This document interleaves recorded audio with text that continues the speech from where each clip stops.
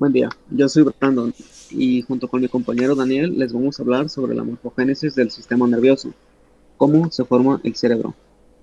¿Qué es la morfogénesis? La morfogénesis es el proceso biológico que hace que un organismo desarrolle su forma. Este proceso se lleva a cabo con un orden concreto, que se logra a medida que las células diferenciadas se organizan cuidadosamente en tejidos, órganos, sistemas de órganos y, en última instancia, en el organismo en su conjunto. El proceso controla la distribución espacial organizada de las células durante el desarrollo embrionario de un organismo. Ahora, la reproducción celular. Las células tienen la capacidad de crecer y reproducirse. La reproducción celular es el proceso por el cual las células se dividen para formar nuevas células. Las células que se reproducen sexualmente lo hacen a través de la meiosis, el proceso de división nuclear mediante el cual se forman las células sexuales, también conocidos como gametos. Cada cromosoma de una célula se divide en dos, lo que conocemos como un diploide, y durante la meiosis, estos pares diploides de cromosomas se duplican y se separan para que cada célula sexual meiótica tenga un solo cromosoma, que es el haploide, de cada par, y dos divisiones meióticas sucesivas dan como resultado la reproducción de espermatozoides, haploides y óvulos, y cada uno con la mitad de la cantidad del ADN parental. Durante el ciclo de vida de los organismos que se reproducen sexualmente, la fertilización resulta en la fusión de gametos haploides que producen el cigoto, dividido por la reproducción celular asexual. El cigoto sufre diferenciada de una diferenciación celular, por lo que las células se vuelven estructura funcional y bioquímicamente distintas entre sí. Y ahora la fecundación. La fecundación en humanos se produce por la penetración de un espermatozoide masculino en un óvulo femenino. El resultado de la fertilización es una célula, un cigoto, capaz de producir la división celular para formar un nuevo individuo. El cigoto comenzará a dividirse por mitosis sucesivas y pasará por las siguientes fases. Mórula, de 12 a 16 células homogéneas, y la blástula, que a medida que la división celular continúa, se va formando un espacio interior en la mórula, y la blástula se implanta en el útero al final de la primera semana después de la fecundación.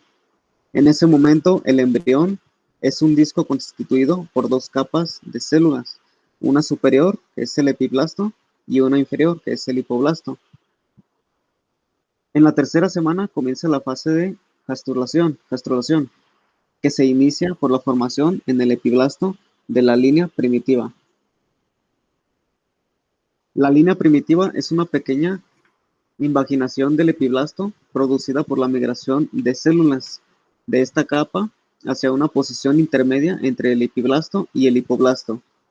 Y como resultado de esta migración se forma una tercera capa del embrión, el mesodermo, que se sitúa entre el ectodermo, antiguo epiblasto, y el endodermo, que es el antiguo epiblasto. A partir de estas tres capas, ectodermo, mesodermo y endodermo, se formarán todos los tejidos y órganos del nuevo individuo. Del ectodermo proviene piel, pelo, uñas y el ESN, que son las neuronas y células gliales.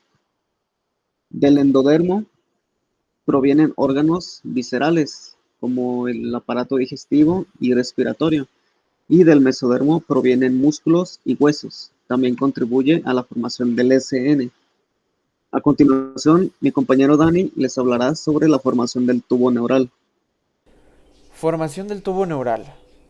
Poco después de su formación, el ectodermo engrosa por la línea media donde surge la placa neural. Esto es entre el día 18 y 20. A medida que la placa neural crece, se dobla por los laterales, formando el canal neural. Este canal neural se acaba cerrando por completo y forma el tubo neural.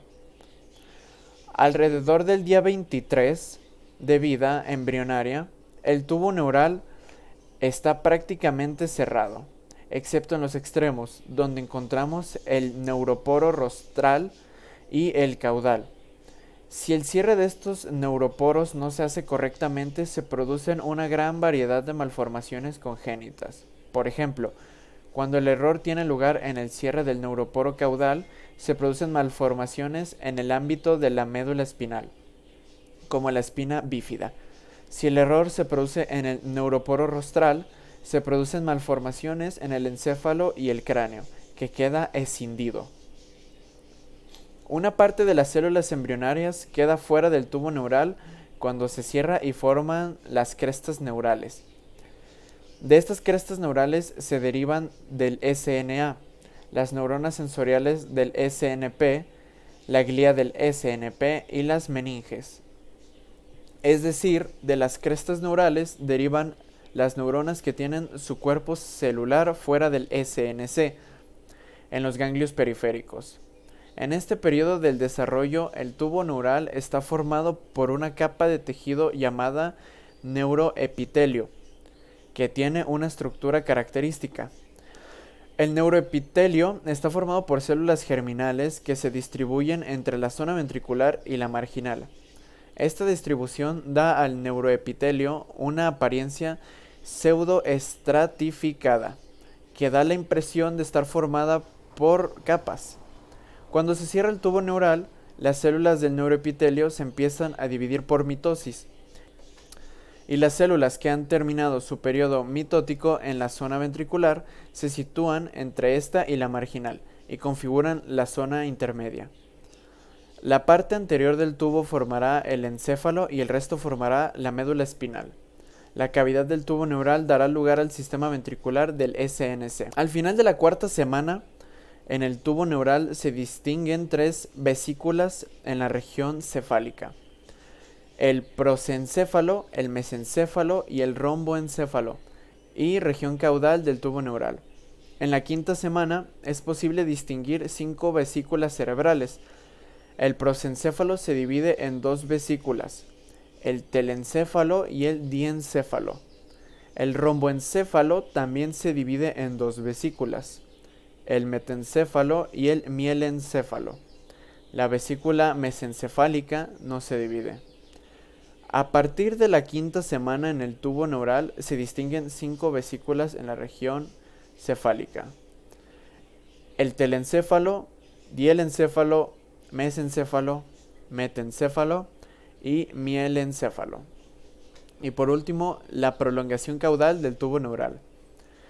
En el curso del desarrollo, el acelerado proceso mitótico que experimentan las células hace que vaya cambiando gradualmente la estructura del neuroepitelio. Este proceso no tiene lugar de manera homogénea, sino que se produce un crecimiento diferencial del neuroepitelio en la pared de las vesículas, que provoca la aparición de las diferentes estructuras de estas divisiones. Por ejemplo, los hemisferios acabarán rodeando la mayor parte del diencéfalo y el mesencéfalo. Es justamente este gran desarrollo del telencéfalo el responsable de las capacidades superiores del sistema nervioso humano. Cuando acabe el desarrollo, el 70% de las neuronas que forman el cerebro se encontrarán en la corteza cerebral.